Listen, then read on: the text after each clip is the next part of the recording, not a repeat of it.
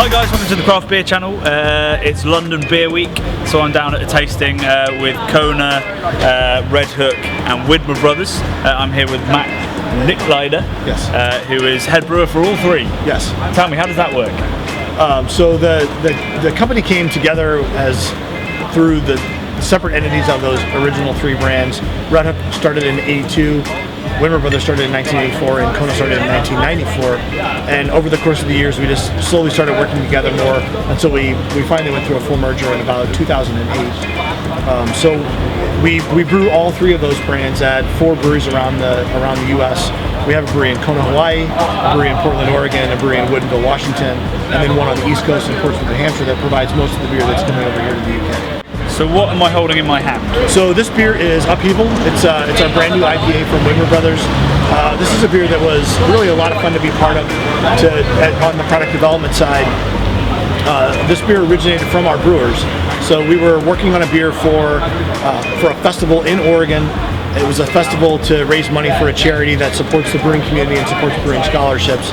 Our brewers were looking at 2 different styles of beers, and I just gave them kind of a gentle nudge in the direction of doing a wheat IPA. So this is the end result of that beer. We did it as a festival beer. We did it a couple other times on we have a small system of about a 10 hectoliter system that we use for product development. A couple additional times there to really get the recipe dialed in, the hop usage, how we were going to add the hops, and get the flavors right. So this is the result of that work. Is it the first IPA you've done with Widmer? No, we actually, as we started to release this beer and decided we wanted to make it commercially available, we started to go back through the recipes that we had and kind of counted up the IPAs that we've done. And in the last 2 years, we've done more than 50 different IPAs.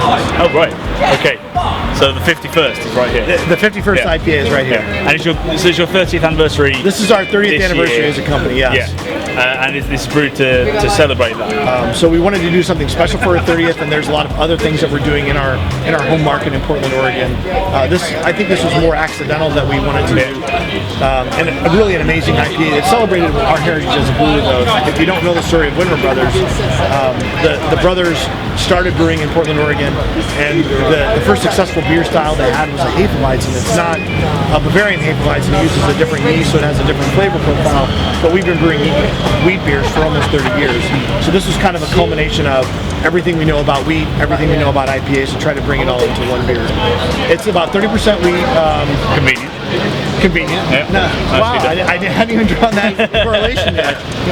It's probably about 65% pale malt, and there's another 5% of some other malts to give it a little bit more body and a little bit more color. Well, it's got that sort of classic. All the Widmers, they all have that slightly sweet kind of aroma that makes me pick out all of them quite quickly. And this one's got the same like pepper and even the pitchfork IPA has a little hint of sweetness to it. Yeah, a little caramelly sweetness. Yeah, and that's coming from the caramel malts. Yes. Okay, so what hops have gone into this? So we're using 6 different hops in this beer. We use Alchemy for our bittering hop. We use Chinooks, Simcoe's, Brewer's Gold, Willamette's, and Nelson Sauvin hops for the kind of the flavor and aroma components of that. As we didn't use those with any particular aspect in mind, but there's hops that are coming from the UK, there's hops coming from the Southern Hemisphere, from the Northern Hemisphere, from the US, obviously. And what's really amazing about this beer is, as you drink through a pint of this beer, I really feel like the flavor changes with every drink that you take. So you kind of get different aspects of each of those hops as you taste the beer. So you'll get some of the Chinook components, which are a little bit more fruity, some of the Simcoe components, which are a little bit more piney, the Brewer's Gold, which has kind of a more of a classic kind of an herbal spiciness to it. The Willamettes are very similar to that, and then the Nelson Sauvin, which are the New Zealand hop, and they have very distinct kind of pear and wine, almost wine-like. Yeah.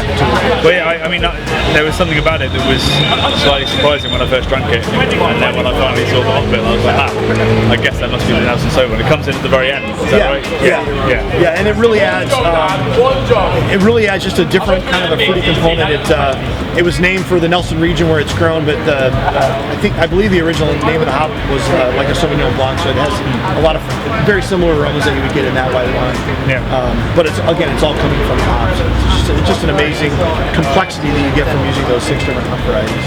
Yeah, I mean that's a lot of. How many hops in total, like kilograms? I believe it's in the neighborhood of 5 kilograms per hectoliter. It's a tremendous amount of hops. We had some early in the boil, late in the boil. We had some in the whirlpool, which is kind of a hop bursting method.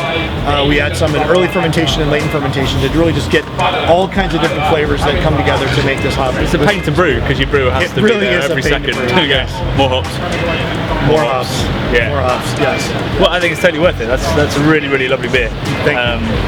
And it's 7%. 7% alcohol. It's not easy. And about 85 BUs, so quite high on the bitterness scale. Yeah. Towards the top of what a human can probably taste. Yeah, you start to get over 75 to 80, and it really becomes.